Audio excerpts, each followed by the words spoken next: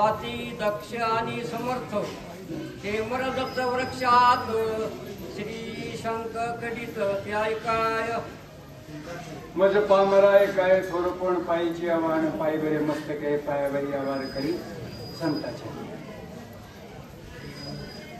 इथे पाठभेद करून सांगणार आहे थोडस. पुरुषापेक्षा महिलाचा सहभाग अधिक होतोय का? मी आता 5-7 वेळेस ऐकले. कुणाचा 4 लाख, कुणाचा 5 लाख, कुणाचा 6 लाख जप करायला महिला.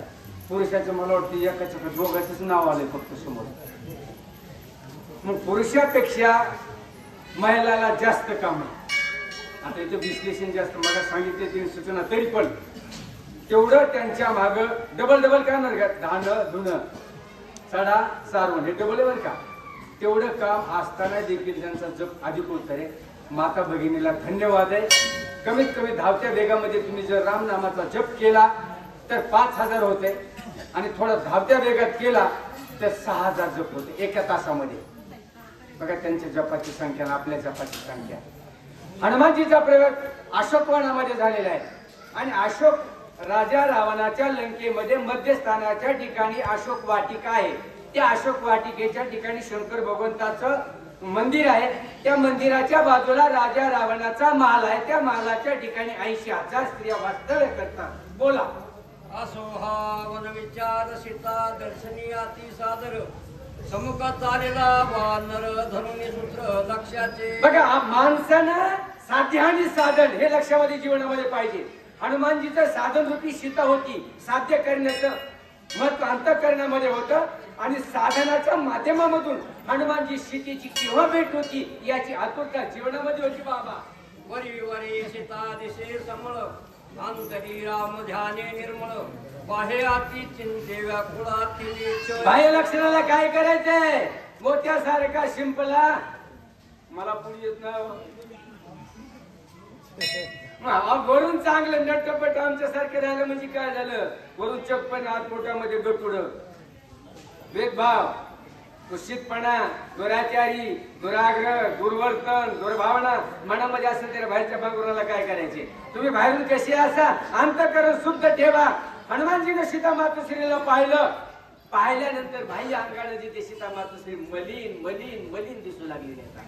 पण त्या क्षेत्रामध्ये गेल्यानंतर कळते हनुमानजीने बाह्य स्वरूप नाही पाहिलं, आंतर स्वरूपामध्ये हनुमानजी घुसले आणि आंतर स्वरूपामध्ये पाहिलं त्यावेळेस राम भजनामध्ये सीता मातोश्री एक रूप झालेली आहे. बाहे उपवासे अशिक्षित आंतरी प्रमानंदे तृप्त बाह्य दिसे वंदी प्राप्त आत निर्मुक्त होईल. बघा जीवनामधून मुक्त जर व्हायचं असेल तर बाह्य अंग आणि अंतरंग हे दोन्ही समवृत्तीमध्ये असायला पाहिजे. ज्यावेळेस समन्वय साधला जातो त्यावेळेस चित्तवृत्तीच्या ठिकाणी समाधान मिळून परमपदाकडे जाता येते.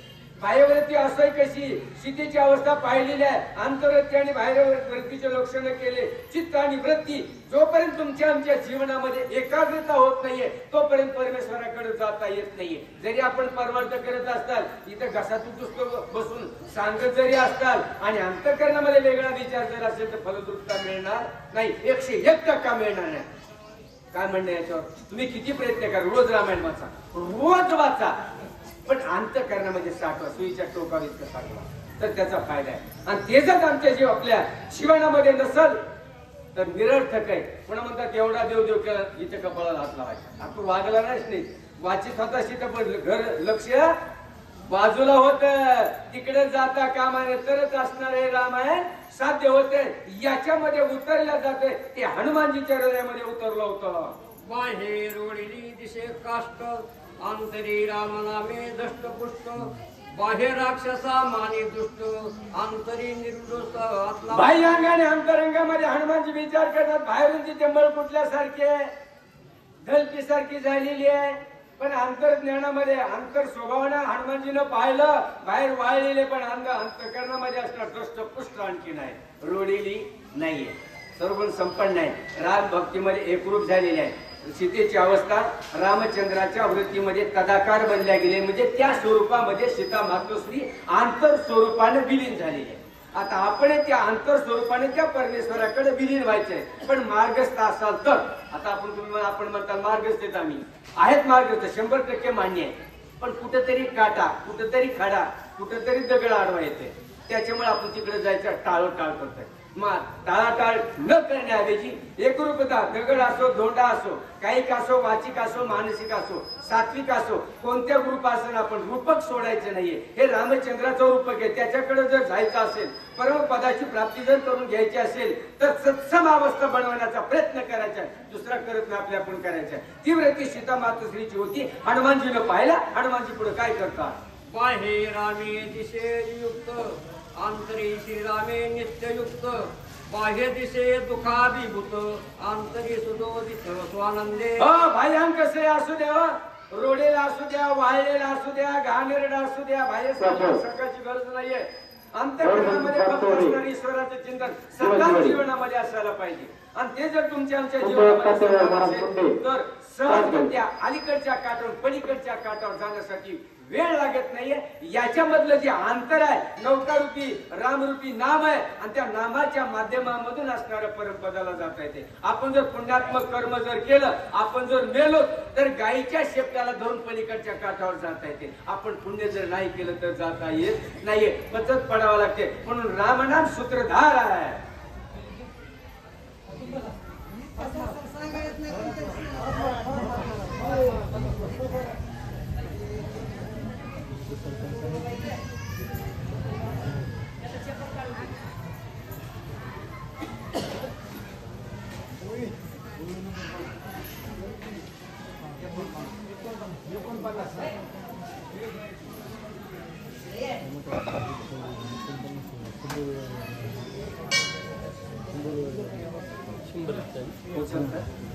दोन शब्द.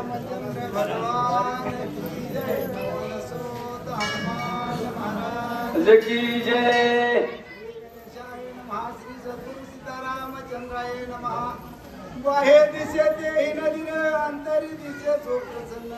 बाह्य दिशे आती भिन, हनुमानजी बाह्य निरीक्षणाने अंतर निरीक्षण करतात. बाह्य मलिन दिसते, अंतरूपामध्ये स्वार्थी सुखरूप आहे बोला. बाह्य दिशे लंकेनेरी, परते रामापासून नाही टळली.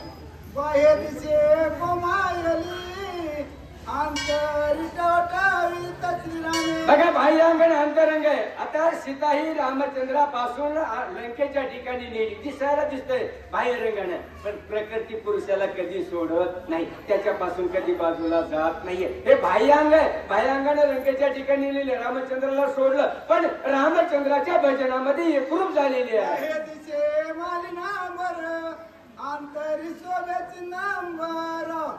बाह्य दिशे अलंकार, अंतरी शृंगार श्रीरामे. बघा, महिलाचं जिथे सौभाग्य असणारं मंगळसूत्र आहे आणि सगळ्याचं सौभाग्य म्हणजे रामचंद्राचं नाव आहे.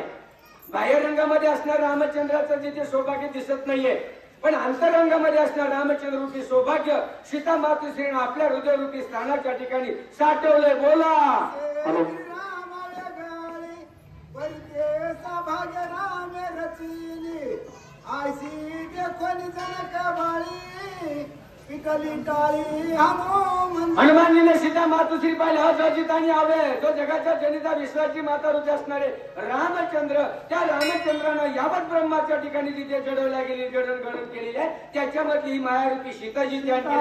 हनुमानजीने पाहिलं. बोला. रामचंद्र कैसे निकले लवणारा, श्रीरामे दिदली दिनी जान मुद्रा, केने कपिंद्रा लक्ष्य. अब सांगा हनुमानजी सीतेची केव्हा भेट झाली होती का? नव्हती झाली, पण रामचंद्राच्या मुद्रिकेवरून हनुमान प्रमाणाने लक्षण श्रीरामे सांगितली दिली खून, त्याची तिथी पाता जाण देखे पुन्हा. महाराज माझ्या हातात कासराय, पाहण्याचा प्रयत्न करू, समाज राखण्याचा. पण रामचंद्राला सांगितले होते हनुमानला सीतेचं निरीक्षण परीक्षण करायचंय ना. ज्या ज्या प्रकारे रामचंद्राला हनुमानजीला सांगितलं, त्या त्या प्रकारे हनुमानजी सीतेचं जिथे असणं निरीक्षण करत आहेत. बोला पुढं.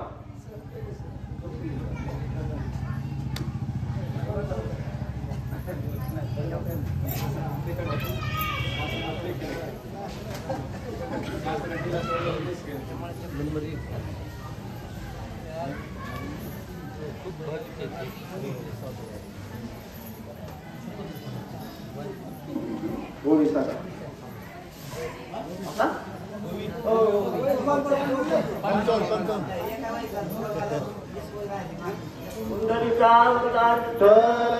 ज्ञानदेव प्रभु रामचंद्र भगवान पवनसूत हनुमान शांती ब्रह्म एकनाथ महाराज की जय। आसे सीतेचे पूर्णपण हनुमान लक्षी स्वये आपण बाह्य लौकिक लक्षण अवधारा। सर्व ज्ञानवंत गुणवंत आदरणीय वंदनीय वयोवृद्ध तपोवृद्ध अधिकार संपन्न श्रोते बायबाप माता मावल्या लहान थोर या सर्वांच्या चरणावरती नतमस्तक होतो। गुरुवर्य गुरुनाम भगवान बाबा, गुरुवर्य गुरुनाम माऊली दादा आणि भक्त शिरोमणी हनुमानजी यांच्याही समोर साष्टांग दंडवत घालून या ठिकाणी वेळेवर शब्दामध्ये कथेचं अनुसंधान सांगण्याचा प्रयत्न करीन। हनुमानजीनं शरण शरण हनुमंता तुम्हाला रामदूता काय भक्तीच्या त्या वाटामध्ये दावाव्यास तू घटा। भक्तीचं लक्षण पाहिलं आई साहेब सीतादेवी पुढे पाहिलं म्हणजे भक्तीचं लक्षण आहे कुणाला दिसतंय। म्हणून तुकाराम महाराज म्हणले शरण शरणाजी हनुमंता, मी तुम्हाला शरण आहे म्हणले कारण खरं भक्तीची वाट तुम्ही दाखविणार आहे। म्हणून इथं सांग बाह्य लक्षण लौकिकता पाहू लागले हनुमानजी, पण अंतरामध्ये काय अवस्था होती। राम आणि सीतेचा वियोग झालेला नव्हता महाराज, आणि हीच खूण प्रभू रामचंद्राने हनुमानजीला सांगितलं होतं। त्या खुनेचं निरसन करू लागले, लक्षात येऊ लागला हनुमानजीच्या बरोबर आहे माझ्या स्वामीनं माझ्या रामानं हेच लक्षण सांगितलेलंय आणि हे पूर्ण लक्षण या ठिकाणी दिसतंय। म्हणजे या ठिकाणी माता सीता तर आहेतच, पण खरी भक्ती म्हणजे कोणत्या ठिकाणी, ज्या ठिकाणी यांचं वास्तव्य असेल तिथं सर्व वातावरणच भक्तिमय असतंय। त्या ठिकाणी वृक्ष पाषाण हे सर्व ज्या ठिकाणी राम राम म्हणतात का त्या ठिकाणी माझ्या सीतेचं वास्तव्य। हनुमंता ही खूण लक्ष ठेवली होती, ते पाहू लागले, पण बाह्य लक्षणानं वेगळं दिसतंय, अंतरामध्ये अवस्था वेगळीच होती। म्हणून सांगतात आणि तेच लक्षण मी तुम्हाला सांगेन अवधान आता ऐकले दिजे मग सर्व सुखाशी पात्र होईजे, ते प्रतिज्ञा उत्तर उघड ऐका माझे।